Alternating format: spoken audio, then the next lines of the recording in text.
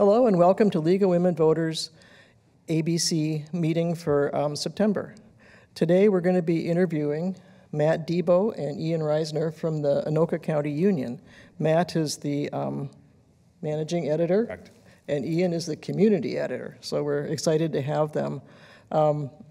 There's been a lot of work by League of Women Voters on news issues because local newspapers are vanishing across the country.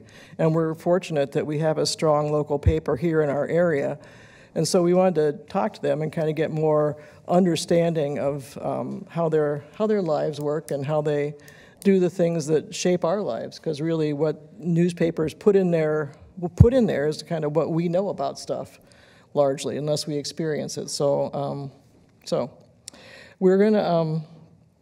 we're pleased to have you, I said that. Can we start off with you telling us something about yourselves and how you came to be with the Anoka County Herald Union? Whichever one of you wants to start. Sure. So I started in journalism in 2012, working for a small weekly paper, and I've bounced around quite a bit. It was a small town in Oregon, then I moved to the Portland Metro at another paper for twice weekly. Then I took a daily job down in Tennessee. I was following my wife around for her doctorate and dissertation and things like that. The Tennessee paper was an APG paper, so I've actually been with that company since 2019. APG is the big company here, while APG ECM is the little section that you know. So with APG ECM, I was in Stillwater for a year and a half before taking them as a managing editor over there for a weekly, and then moving to the weekly papers here that publish two papers every week. So that's a really broad overview of how I got here without too many details, and then I'll turn that over. Stillwater, Minnesota? Stillwater Gazette, yeah, Stillwater, Minnesota. Okay. So, yes, not Oklahoma. No, it was up in here in Minnesota. Okay. And then turn it over to Ian. You were such a citizen of the country there, I thought maybe. No, not Go, Ian. Yeah, so I'm born and raised Coon Rapids, lived there for my entire life. And this is my first full job out of college. I knew that when I went into journalism, I wanted to come back and work for my hometown paper. I went to college originally to be a band director, but through some negative experiences there and some really good English professors, one of whom ran the school paper, I realized that this was a little bit more my speed. Well, good, thanks. You know, one of the things I like about the Union Herald is that you guys each get to write a column every so often, and so we kind of get to know you through that too, so that's been fun. I was reading the Looking Back section in the paper too, back on May 10th, and I saw an amazing piece in there on the Byland family subscribing to the Union for the 67th year. Okay, now this was in the Looking Back section. So in the Looking Back section, this family said they'd been subscribing for 67 years, but then I saw that the article first ran back in 1949. So I did all that math, and I came up to the paper being like 142 years old. Could that be right? 142? You know, the Star Tribune, the Minnesota Star Tribune now is just 132 years, so you guys have got it beat. So what's it mean to be a paper with so much history and heritage? I think for me, especially living here my whole life, it's a little bit of pressure, but it's also a point of pride. I think Anoka County has a deeper and much more interesting history than some people might think. I mean, from everything with Anoka to, like, you know, some of the first Civil War volunteers to everything that followed. I think it's a really important legacy to keep up, and I think you hope that, you know, the whatever year that is, 18 whatever to whatever is, yeah, you know, not a year that you're there, sort of thing. So keep it, you know, keep it going. Make sure we keep getting that number up. Ian is the one compiling those, so there are certainly things you don't see in there. Anything interesting that we've not published? Just all the little, like, political things are so interesting. Like, probably not something I'd write in there, but just the same names popping up, family names that I recognize from going around town, being like, oh, that is probably, like, you know, great-great-great-grandpa, you know, having one of the first, you know, DUIs in Anoka County or something, if that pops up. A lot of car-on-car crashes, and I don't know what the max speed limit there was, you know, 30 or something. I'd love to go back and ask them how they accomplished that. The only two cars in town hitting each other. So just the little goofy things like that. It's fun. So you have to, like, go back and read all the papers from years past? Yes, yeah. Oh, yeah. The Union Herald is part of a family of papers, like Matt said, APGECM, which is a lot of letters. So what does all that mean, and what other local papers are part of this network? Okay, I'll try my best there. That's Adams Publishing Group. Then that's the company that I mentioned that had the broad thing that has papers in half the states. And then ECM is East Central Minnesota, so that's the metro. That's here. That's where I worked in Stillwater, and then it's Monticello and I said Monticello and I'm forgetting, but a lot, Forest Lake that's out there, and then all the first tier suburbs too. We pretty much have a paper there. Since I can't remember the names of them and don't have this prepared on top of my head, that's the best I can get. You might have to look it up, but I don't. Yeah, that's so the ECM was Elmer Anderson's papers, right? Correct. Yeah. Okay, yeah. So those of us that are older remember Governor Anderson and his second career as a newspaper guy, or maybe it was his first career and then he was a governor, whatever. So as a subscriber to the Union Herald, I appreciate the in-depth coverage of local government. I really do. I mean, it's like you guys have knocked my socks off with some of your stories about things because they're so detailed and you can really feel like you were there. So how do you decide what stories to follow and cover? That's a tough one because there's more happening than we can possibly do. But news meetings every week, we're discussing things. Ian's been really good about finding what is the most important to our readers, and we do have to make the judgment calls there because, like I said, we can't cover everything. It's not possible. Ian, please jump in here because I've got nothing else. I feel like usually the cities I cover will kind of tell me. You know, public comment forums are certainly a really important place for that, seeing what people are getting up and talking about. Yeah, usually it'll be people calling you, texting you, emailing you to get your eye on something, and that usually ends up, you know, being the thing people want to read about because it's important enough to them to reach out and get some eyes on it. So you have a tip line then, huh? Yeah. I've got a couple regulars. Okay. Yeah, calling me up. So the former Minneapolis Star-Tribune is now the Minnesota Star-Tribune. And they say they're going to have expanded coverage of local news. I know that they kind of dip in and out of Anoka County, and we see them sometimes and not other times. Is this going to really affect your work at all? No. That's the short answer is it's not going to affect our work. They do what they do, we do what we do best, and that's cover, like you said, government coverage. So I don't think it's going to have that much effect on our work. I know they talked about expanding to the more state, but I'll believe that when I see it.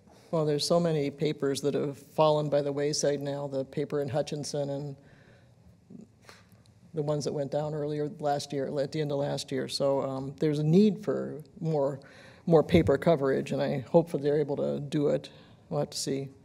Matt, you have some firsthand experience with belt tightening measures in your local papers, and so that's what happens. You know, the papers are bought up by somebody, and then they're kind of whittled down, and then they poof go away. Were you part of that at one point? Very much.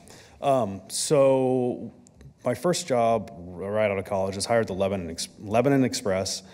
Lebanon where? Lebanon, Oregon. There's a Lebanon in every single state, so I'd have to narrow that down. And so when I got there, it was the end of 2011, or around there. There was a bustling newsroom with an editor, 4 reporters, a sales rep, and then a whole circulation department. By the time I left, I was the only person in that office covering sports, school, the city council. I wouldn't do that now. I have kids. I wouldn't take that on. So I left that pretty happy to when I left that paper. A couple years after I left, I got a call saying, "How do you feel about the paper that you worked for closing?" And I didn't know that.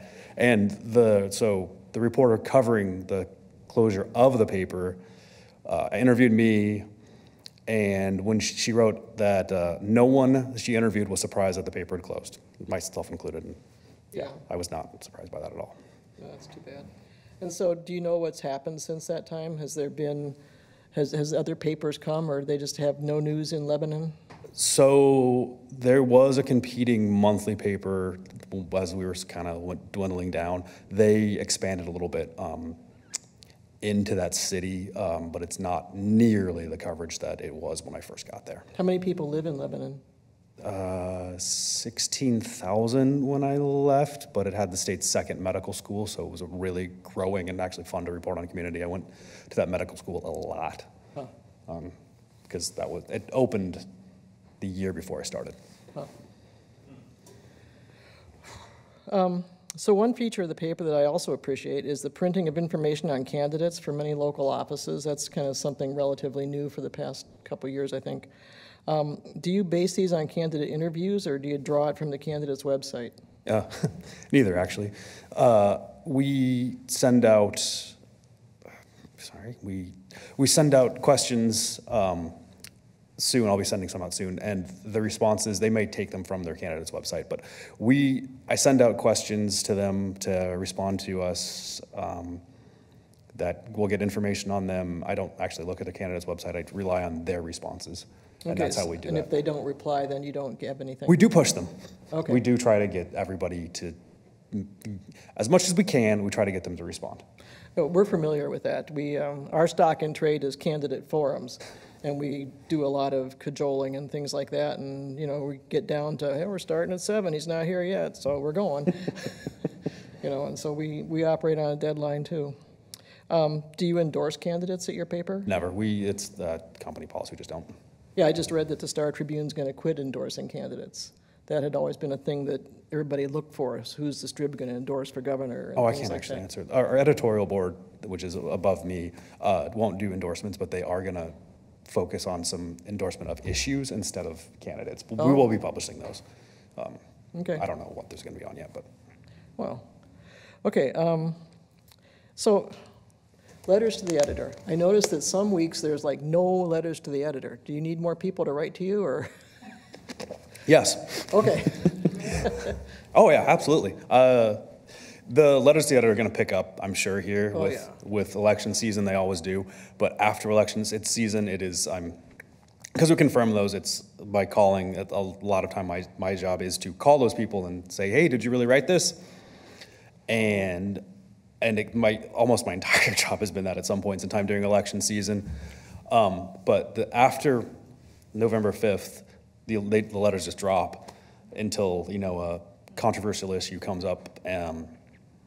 So it's really nice to get letters about anything that are relevantly local that we might not think about or that we're not covering.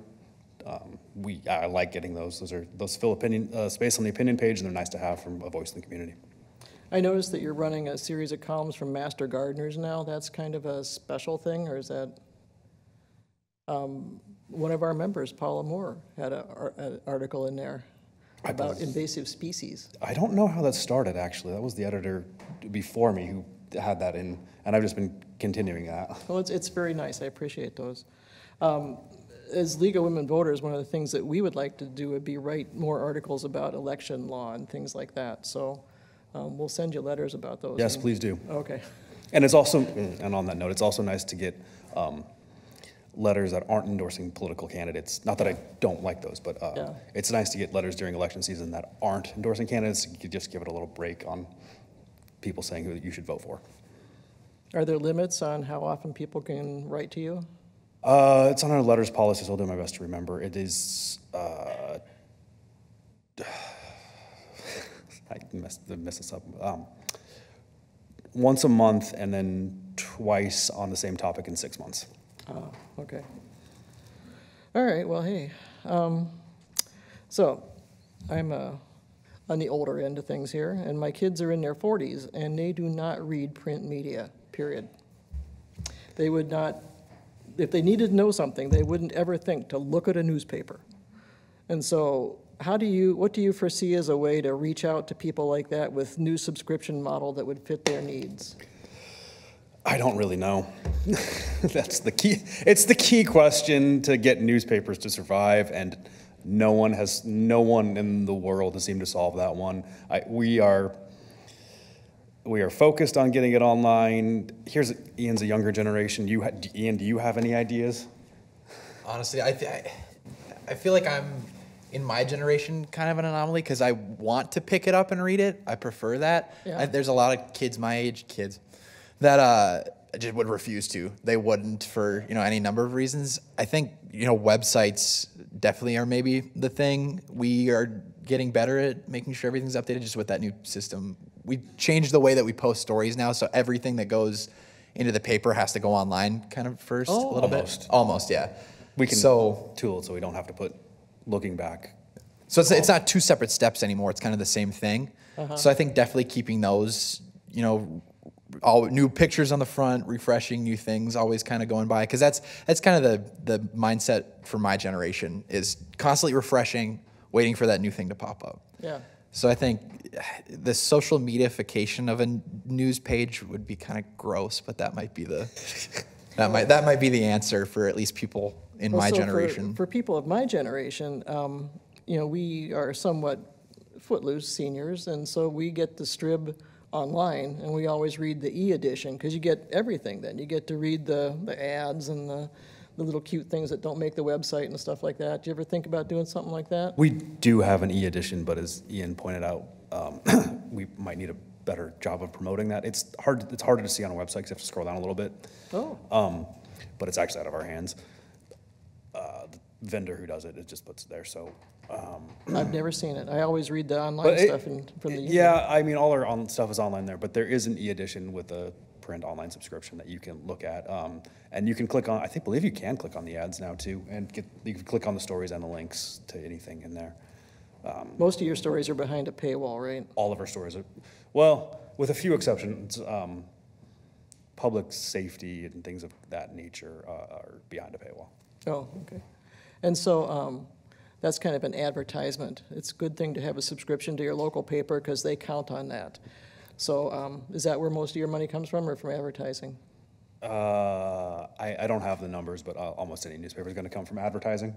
More out from advertising than online subscription. Okay, so get a subscription and shop from the people that advertise. Because we do need our local papers. So let's see here. I already did that one. Well, we're kind of getting at this one. So I want to talk some about journalistic standards. And it's like news is everywhere. I just, at home, my spouse loves to watch YouTube, and it's just a fire hose of stuff flying at you. And it just keeps on going. And it's not, there's no sorting. There's no verifying. There's no, I say, so who wrote that? Where did you hear that from? And he's like, wow, and so it just comes, and there's no judgment applied either at the receiving end or apparently from the pushing out end. So, people believe what they believe based on what they hear, right? So how do you ensure that journalistic standards are met when you guys do reporting? And then does the concept of neutrality play into that too? It certainly does. I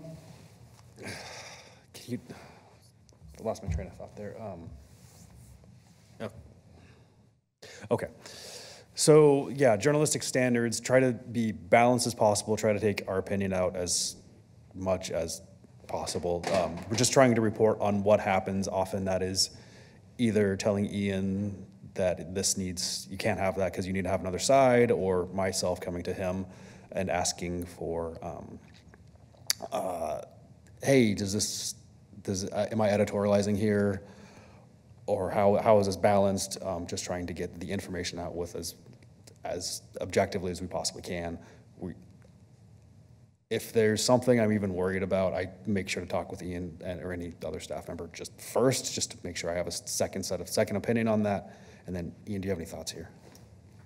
Yeah, I think a lot of it is working together. It's going to sound like I'm gunning for a raise or something, but I promise I'm not. But Matt has a really good news sense, and really good news sense, and just really good sense of fairness in all of our reporting. I go to him for a lot of things, and he keeps me really accountable too for things like that, and making sure, in the cases where I need it, going back for that other side.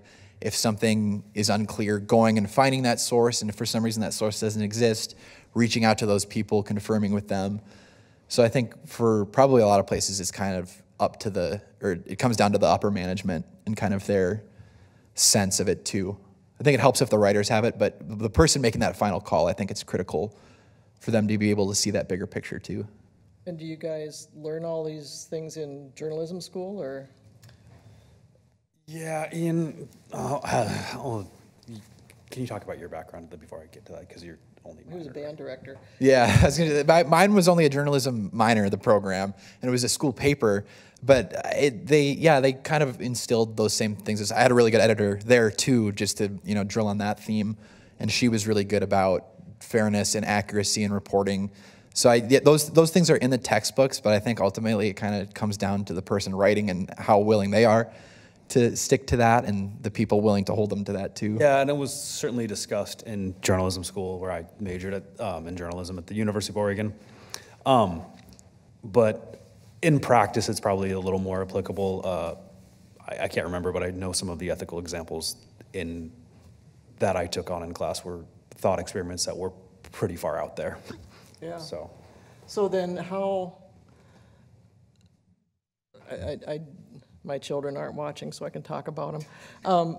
I don't know how they understand journalistic standards. I don't know how to explain it to them so that they can see how they sort that out. And then their children, the grandkids, they're just like, I heard this on YouTube, and everything is gospel. So how do you help people sort it out? How do you explain journalistic standards to somebody in a way that makes them look for sources that adhere to higher standards?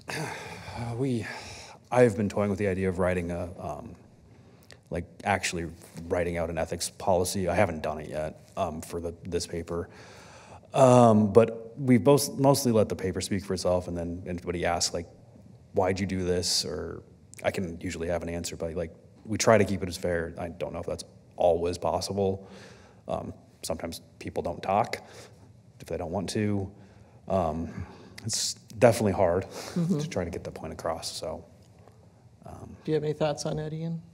I think it's tough with the internet. Just there's no arbiter. Like none of those people have editors that they go to or a bigger company that they answer to. Yeah. So I think, and that's just the reality of it now. People are going to go to those, people acting alone on YouTube, on Facebook, whatever, and get their news from them. I think, I really don't know what the answer is, especially for my generation who flocks there for everything.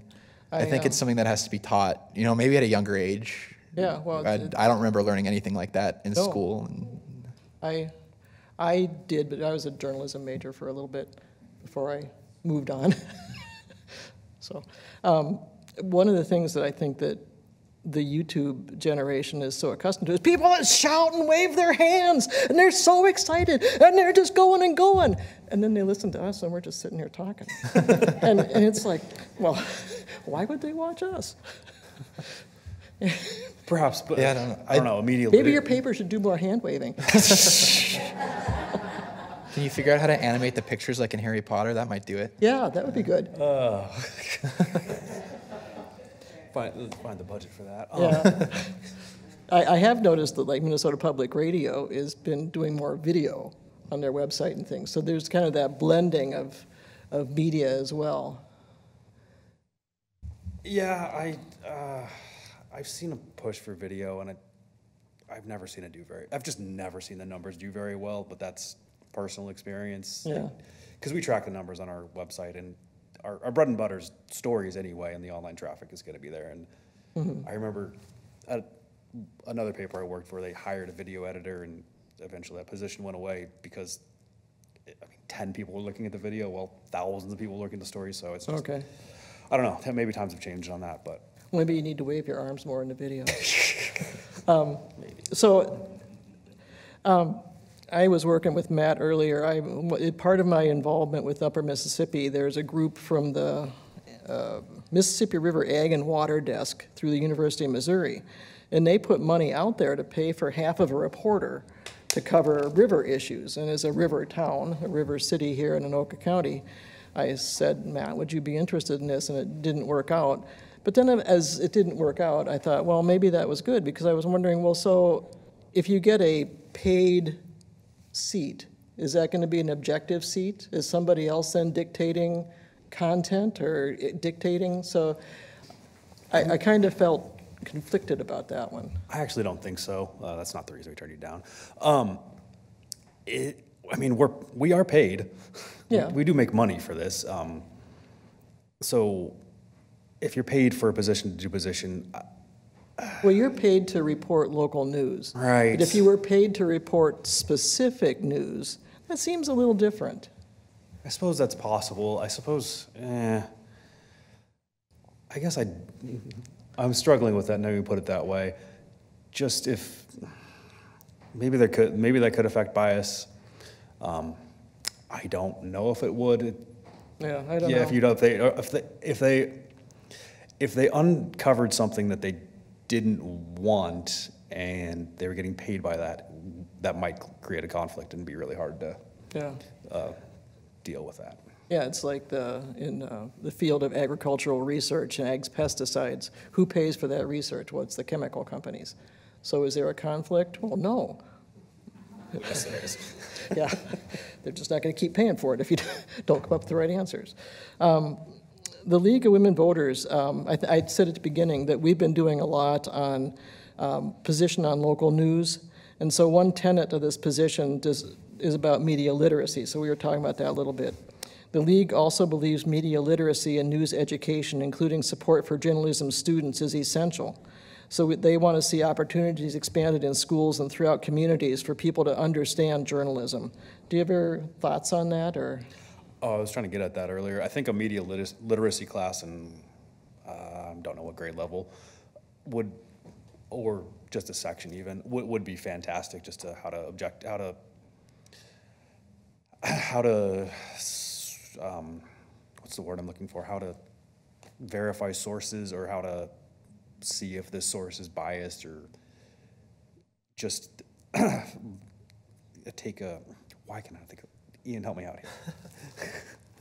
Yeah, I don't know. Yeah, just me having gone through the school system fairly recently, I feel like they get close to that. Like we write a research paper and you talk about your sources, and you're not supposed to use Wikipedia, but they stop short of letting you apply that to the wider world. Mm-hmm. So I think just the increased focus on that. I don't know why they don't already. Probably takes a lot of time and money and extra planning that is piled on top of all the time and money and extra planning they do for other things.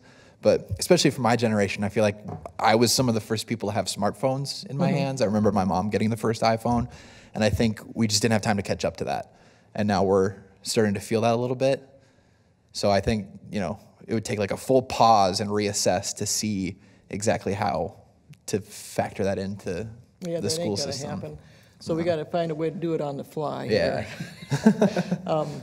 Yeah, and I don't know what it would be either. I think that's a thing, though, that we need is more understanding of quality news versus.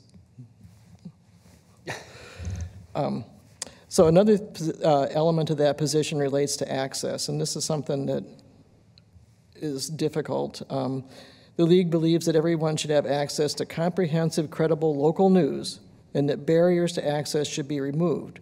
These barriers include, but are not limited to, geography, economic status, and education. Well, so you have a people pay for your news. If people can't afford to pay for your news, then they're just unnewsed? I certainly hope not. Yeah, it doesn't help that we moved our other free paper to a paid subscription too. But NPR is a good free source. The internet, as Ian mentioned, is problematic, but does have plenty of news. But for the local news here, we do require. I work for a for-profit company. We do require payment. There's not much I can do about that. Mm-hmm. What education level do you gear your news to? I don't know about education level. I don't necessarily think about that, but I don't want to make it. So if you're writing, I haven't done this for a while, but if you're writing about somebody doing advanced work at a medical school like I've done before, you want everybody who picks up the paper to understand it. So I'm not going to say level, but I want to make it readable to pretty much anybody who's able to read. Mm-hmm. Yeah, so I used to work for the state, and we were told to write at a 10 to a 12 grade level. because you would assume that most people get that far. And they never told us how to do that, but they told us to do that. So we got some questions coming in. I can stick my glasses down here. Let's see here. Whoop. Or Leslie, do you want to do questions? Oh, I can read them. Okay, Sure. Leslie's going to do the questions. So this is Leslie Waterhouse. She's our program chair, and she's going Nice to be to meet doing you. questions. Hello again. So over the last few years, are subscriptions to the paper increasing or decreasing? I unfortunately don't have those numbers. I think they're stable, but I just don't have the numbers in front of me. Okay. And what about the size of the staff currently? And then like how is it trying to recruit journalists to work for local newspapers? That's been tougher lately. I definitely had a hard time hiring. It took a while when we've had a couple positions to get people in. The current staffing levels are myself as managing editor, Ian as community editor, Elliot Steves another community editor, and one sports reporter, and then a few advertising reps. And the fellow that used to do the county reporting, Peter Bodley. Oh, I see him sometimes. Sorry, and sorry, Peter, I forgot about you. But he's not on staff; he's a freelancer, so that's okay. why. Okay. And you haven't thought about saying, and then you can have a blog on the side, or then you can also, Ian would be great on YouTube. He could do all kinds of fantastic YouTube things that would tie into the paper and bring those people in, right? Part of the reason that I like the newspaper so much is that people don't have to see my face very often. Oh, it's a great. Which, you're here. Yeah, I can see myself up in the corner of this screen right now, and I'm sweating. So. Are there any other questions from the audience? I'll ask a couple of questions. I'm from Andover, and I used to sit in one of these chairs, a couple of different chairs, and there used to be reporters attending all of our meetings, and I felt it really helped us be aware that we were working for the public. Do you attend any meetings in any city, and then can you make a little more effort? My request would be to cover changes in communities like development, because people are always curious when they're driving around, what's going on here, what's going on there, and it hits Facebook pages, but we all know that's just opinions, right? Thanks. Okay, so the first question then was, do you still go to city council meetings? So, yes and no. I would love it if we could attend every city council meeting like you were mentioning, but that's just not realistic with our staffing levels anymore. So we do have to kind of pick and choose a little bit. Development, yes, that's a great tip. We should definitely be focused on development. We try to. I know we've actually covered Andover more lately on the development issues out here. The council, the Chamber of Commerce has a meeting, and so they talked about development there, and that was the most I learned about development in Andover when I read your story from the Chamber of Commerce that I'd ever learned from Andover. State of the city. Yeah. Are there any other questions? Can you go over there, Jody, so people can hear you? Jody Anderson, I live in Anoka, and you know, you did a long article on the jail, and it impacts me. I live right near the jail. I remember talking to you at the informational meeting.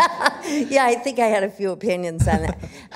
But I was just wondering if you could keep a small article every week, because it's so important. I've talked to people out here in Andover, and they have no clue about it. So what do you think about that? I try to put it in there whenever the city council talks about it. And to another point just about city council meetings, everybody's on a Monday. So I usually have to pick one, watch another one online, that sort of thing. Especially with the jail where it's at now, they're kind of in a holding pattern. So some weeks there just is nothing. You know, sometimes that article would be like, they're still waiting to hear back from the county, or city's still waiting to do this, you know. So I do try to update it when something substantial happens, but then just with all the other cities that I'm covering and kind of the big things happening there, I do try to get it in when I can, even if it's something small. So I promise I'm trying my best at that, but every week would be a little difficult. Yeah, I agree. We have other news to cover. That's kind of where we're at. Do you cover the county news then? Wes is getting up, he might talk about the county.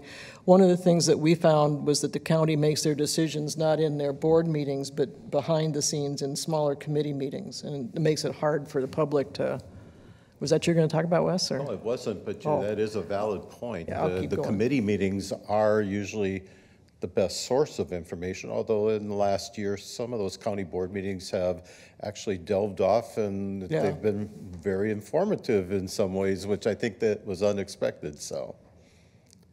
Yeah, what was So your question? I actually had two questions also for you. I actually do look at your website quite often. One of the things that I'm perhaps not always quite clear about are those headings up at the top of the page. You have like a home setting, you have like a news setting, a community setting, but when you click on it, it's virtually the same stories in each one of those, it seems like. And I never am quite clear on those separations that you're doing. Sometimes I will see, and it may be the way I subscribe, but it might be, it's interesting that I will get stories from like a Buffalo or something that comes in from Forest Lake or one of the other communities on the side where the list of the stories are. So I'm not limited to just seeing things that would have appeared in either the Union Herald or the Blaine paper. Second question for you. And I'm guessing this may have something to do with what you just talked about with what your staffing is. It sounds like I'm looking at basically half of the staff right here. Correct. So when we get big stories, and you guys have had some really interesting ones. I can think of, particularly in the last couple of years, two huge ones that came out of East Bethel. Because you went in and you did some real great in-depth and such. But this kind of goes a little bit with what Jody had just asked you. Okay, there was the story. Now, months later, what's going on with it? It's like the story was there, but we never get the follow-up to, okay, they had this real controversy, and what did that lead to in that community? How did anything change? Did anything change?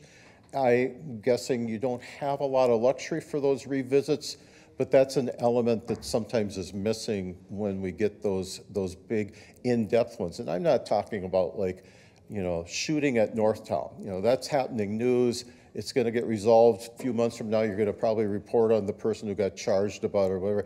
But you did some great coverage on like city council controversies, people who were going and checking out, I think it was like an animal shelter type of a thing. Those really were really strong items that were coming out of your newspaper.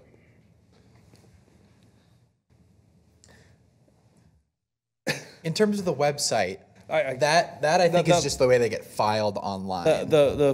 If you're getting Forest Lake, yeah, let me take that one first, and then if you're getting other stories from other newspapers, that's actually probably an error by another editor putting it in the wrong section.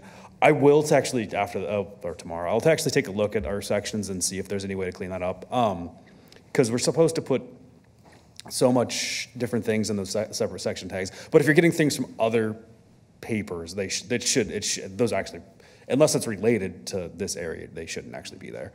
That's not what we're supposed to do. It's good criticism that you bring up about the follow-ups. Yeah, maybe it's just a blind spot that we've had, and we need to take a look at, like, we've had this big story in a few months, maybe we do need to check in. I don't think that's a staffing levels issue. I think that might be just we need to follow up.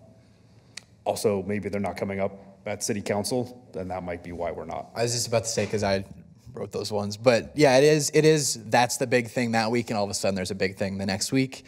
Sometimes, yeah, that is on me that I do get busy, but I should still go check back in. But then, yeah, like Matt was saying, sometimes that stuff doesn't get resolved in a public meeting and things, and it takes that one person who was in the know to reach out to me and let me know. And I'm not saying that's what happened with that situation, but sometimes some of the stories I've done, I do run into that roadblock because it's just information that is not legally available to me, and it's things that I wouldn't know unless I was, there when that happened. I have a question for you about that too. Maybe yeah, I get my news from the newspaper, but when you have those stories like you have, you know, a robbery or a fire and stuff, how does that information usually come to you? A lot of that comes from good communications department, the Anoka County Sheriff's Office, and then otherwise it's reaching out to police departments. I mean, a lot of that breaking stuff is is just us getting it from other sources and getting it up pretty quickly. Yeah, Colleen's got a question.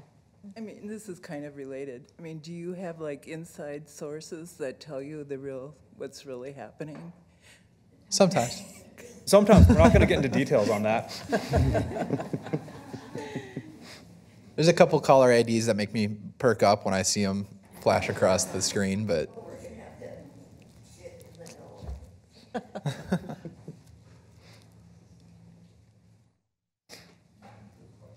I have a question about e-newsletters or e-newspapers. Despite my age, I am somebody who prefers reading my news on an app. So I'm wondering, is that a viable option for local newspapers to have an app? Is it financially and just organizationally possible to do that? And is that a way forward for local news? It very well could be. It is, I have no idea about financial, as every time I get asked that, I say, I have no idea. But I know plenty of newspapers, including ones I've worked for, have had an app that's worked pretty well. I don't know if there are any plans for apps, Union Herald or Life app in the future. Yeah, they got enough papers in the system, you'd think that it might work. Yeah. Yeah. Are there other questions, comments? I don't see any more online. So with that, I think we'll wrap up. Thank you guys for being with us. Wait, we have one more. Thinking, you know, when we're talking about things people want to read about in the North Metro roads, construction of roads are always big. You know, Highway 65, every day people are like, okay, do I dare try and go out there or not? You know, Highway 10's got a lot going on in Ramsey, so kind of keeping people informed of at least the major arteries, because we have so many commuters, might boost your readership. We certainly try to. Highway 65 is a little interesting because it actually gets a little bit out of our coverage area the more north you go, but we certainly do try to keep. Yeah, and even so, if the Asante, county paper covers that, I try to pick it up too. Isn't it cute when he talks like a non-Minnesotan? You can hear the West Coast. Did I mention I was born and raised in Oregon? What's the town that Valley Fair is in? Kind of. Shakopee. Not Shakopee? No. Okay. My wife is from Iowa, and she did the same thing, so I don't know what it is with you out-of-towners, but... Yeah. I'm from Ohio. I spent my first year in Minnesota being corrected everywhere I went. So, but now I got them. So anyhow, thank you guys for being here. It's been a lot of fun talking to you. Good audience, too. Thank you all. And we'll take care. Bye. Thank you. Thank you for having us.